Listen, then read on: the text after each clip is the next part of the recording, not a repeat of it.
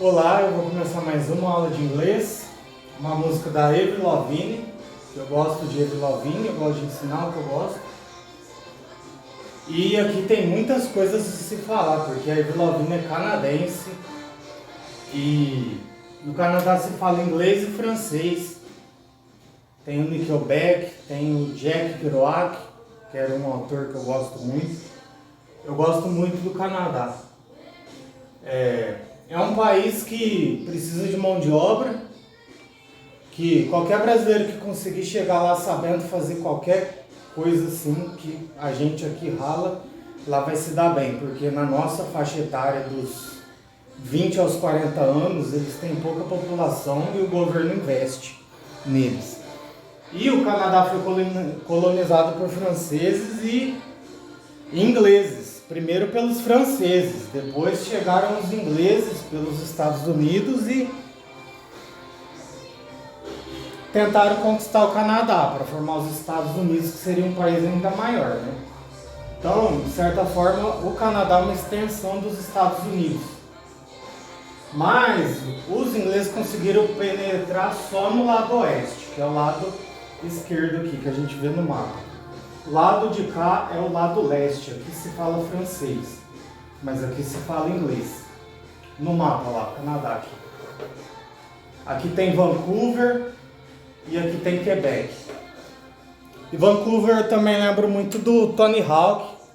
A melhor fase dele era em Vancouver. E o nome dessa música é Skater Boy. Skate é uma palavra inglesa mesmo. Se usa 8 porque o 8 aqui se usa o 8 porque 8 se fala 8. Skater. Skate é o skate. Toda palavra que termina com esse sufixo er é alguém que faz alguma coisa. Então é alguém que anda de skate. Skater boy, então é um homem, é um menino que anda de skate. Mas skater pode ser a skatista ou skatista, né? Não tem gênero esse er. Sempre que vier er, pode ser masculino ou feminino e é alguém que pratica a ação que vem ligada ao substantivo que antes desses sufixos. Skater, skatista.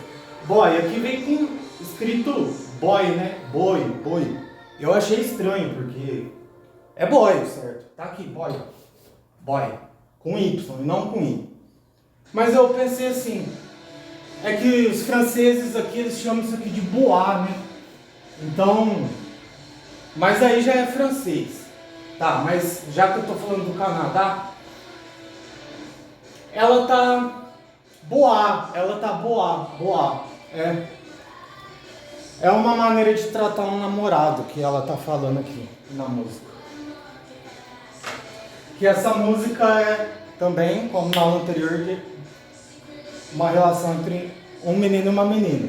E eu gosto de Avril Lavigne porque o inglês dela é muito limpo.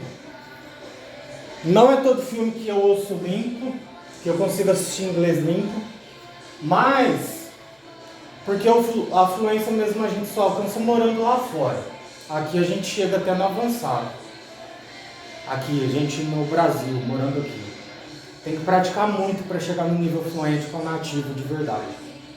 E a Avril Lavigne, no entanto, dá para pegar, eu consigo pegar um CD inteiro e ouvir tudo de cabo a rabo, entendendo tudo sem consultar nada. E é uma coisa rara, isso. Porque o inglês dela é muito limpo de fato, parece que é um brasileiro falando inglês, mas eu não sei porquê, o sotaque dela é tão limpo. Mas vamos lá, agora. Vamos para a letra. Tá até tocando que eu coloquei um CD aí. Eu escolhi essa música também porque é basiquinha de ouvir, vem aqui com os pronomes pessoais, ó. Os primeiros, ó. Todos os pronomes do singular tá justo no começo. E eu ainda vou querer continuar essa letra. Mas aqui eu tô no básico. Vou continuar quando eu quiser fazer um vídeo avançado. He, pronome pessoal de terceira pessoa, singular masculino. Ele. She, mesma coisa, pronome pessoal, singular, terceira pessoa, só que é feminino, muda o gênero. Já o I, eu, primeira pessoa do singular, eu, singular, singular, singular, e o it. Aqui ele está vindo como objeto, não sujeito, mas o it ele é tanto no sujeito quanto no singular, pronome pessoal de terceira pessoa para coisas e objetos. Ele é de gênero neutro, não tem gênero. Se eu quiser falar de alguma coisa, sobre isso, sobre aquilo, sobre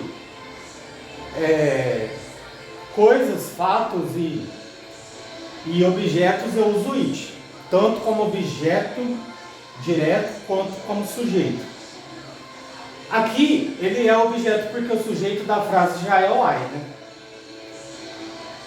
No caso, o he vira him, se fosse objeto, o she vira her e o I vira me. Tá. Mas o it, ele continua sendo o mesmo. Eu nem quero entrar muito nisso, na verdade, por enquanto. E aqui é legal, porque usa o verbo to be, e conto que quando eu comecei a aprender inglês e falava to be, que eu até cansava, já estava cansado de saber to be, aquelas decorebas, né?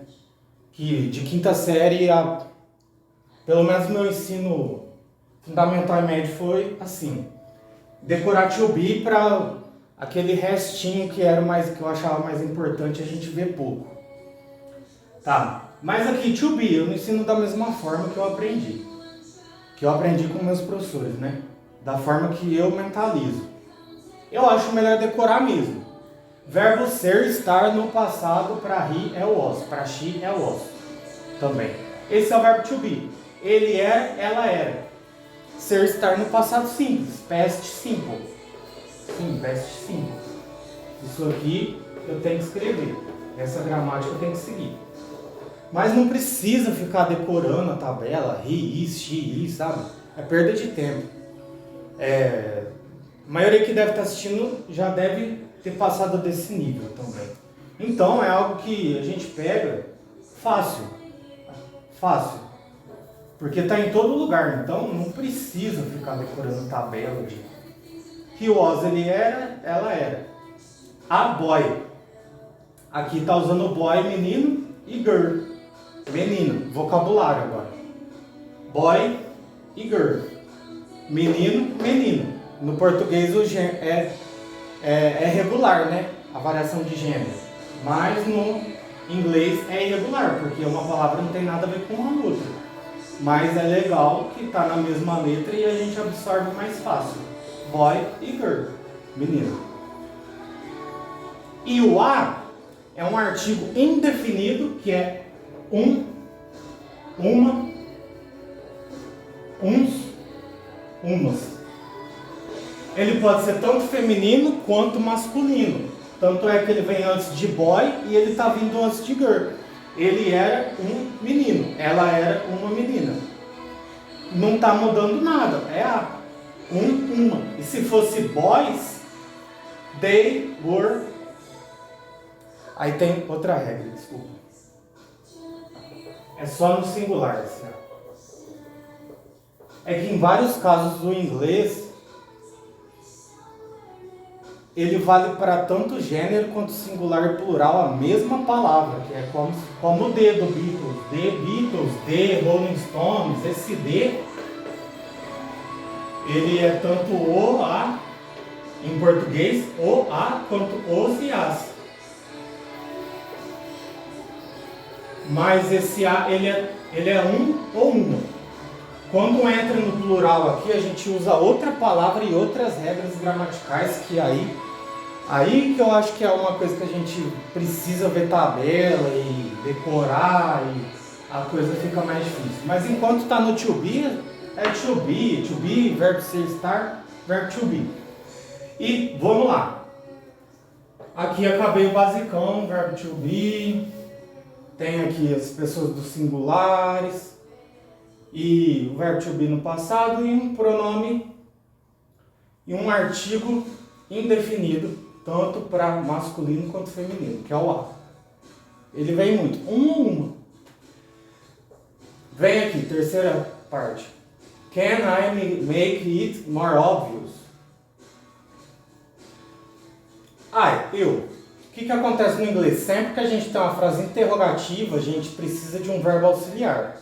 Da forma formal, sim, da forma como se escreve. Quando a gente está falando, às vezes não tem esse verbo auxiliar, no modo vulgar, mas no formal, sim. Can, eu falei na última aula do could, que é o passado simples e o passado particípio de can. Aqui ele está no presente, é o verbo can. E ele é auxiliar. Quando é auxiliar, a gente coloca ele antes do sujeito, do jeito que ele está aqui, porque isso está no interrogativo. E aqui o verbo principal é make, to make. To make, todo verbo começa com to. To make. Fazer. To make, fazer, fabricar. Conceber. Nesse caso aqui está como conceber. Como mostrar. Fazer, posso fazer. Sim, fazer. Can I make it more obvious? More, vamos para o vocabulário. Mais. Tem a regra do more também, que já é uma que eu vou falar outra hora. É mais. Só que o more também acontece assim como no português, né? Mas você não fala mais bom, você fala melhor. É a mesma coisa vale para algumas coisas no inglês. Você não fala more good, você fala better. Better. Então tem também essas regras do more. Mas aqui ele está na forma regular. More obvious. Obvious é óbvio. Traduzindo. Can é o verbo poder. E ele é auxiliar. Esqueci de traduzir. Poder. Como ele é auxiliar, posso fazer isso, essa coisa que eu falei aqui antes. Tudo isso. Posso fazer mais óbvio? Ou seja, eu posso te explicar melhor? Então ela começa a explicar. É uma pergunta com resposta, então. Tem um nome isso. É a pergunta... Can I make obvious? Tá, deixa nos comentários. Eu mesmo vou deixar no comentário. Eu posso fazer isso melhor? Posso te explicar isso melhor? Mais obviamente? Posso fazer isso mais óbvio? Posso explicar melhor? Ele era punk, ela fazia balé. E balé é uma palavra francesa que se escreve em todos os idiomas balé, porque o balé foi criado lá. Punk é punk, em todo lugar, o punk surgiu lá, nos Estados Unidos e na Inglaterra. He was a, ele era um punk, she did balé. O did aparece muito, para finalizar. O did é o verbo to do, que é fazer, só que é um fazer mais abrangente do que o make. O do é muito mais usado, ele vem em várias outras, mais variadas formas e significados, e ele é um verbo auxiliar também, assim como o can. Mas nesse caso ele não está vindo como um verbo auxiliar, ele está vindo como um verbo principal, que é o verbo fazer. Ela fazia balé, só que did, no passado. O verbo é to do, mas no passado simples ele é did. Ela fazia balé.